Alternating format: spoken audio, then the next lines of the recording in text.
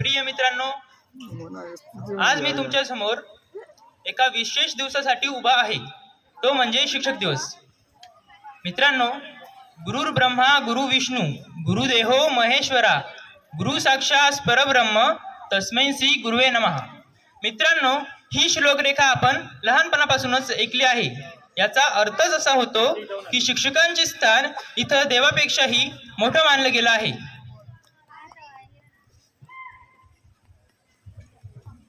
मित्रांनो, आई वडील आपल्याला जन्म देतात, पण जगायला शिकवतात ते आपले शिक्षक।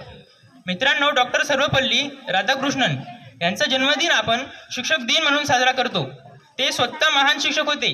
त्यांना जेव्हा एकदा विद्यार्थी म्हणाले की आम्ही तुमचा वाढदिवस साजरा करू, तेव्हा त्यांनी सांगितलं, जर तुम्हाला माझा सन्मान करायचा असेल तर त्या दिवशी तुम्ही शिक्षकांचा सन्मान करा।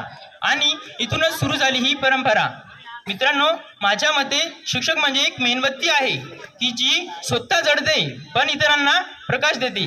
ते कधी कठोर असतात तर कधी मित्रांसारखे हसवतात, पण त्यांचा उद्देश मात्र एकच असतो, तो म्हणजे आपलं उज्ज्वल भविष्य। आज या मंचावर मी माझ्या प्रत्येक शिक्षकांचे आभार मानतो की ज्यांनी मला गणित, विज्ञान किंवा भाषाच नाही तर मला जीवनाचे खरे धडे देखील शिकवले।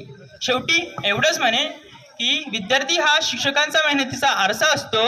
विद्यार्थी हा शिक्षकांचा मेहनतीचा आरसा असतो। आपण किती यशस्वी होतो यांच्यावरच त्यांच्या कष्टांचं मोल ठरतं। धन्यवाद।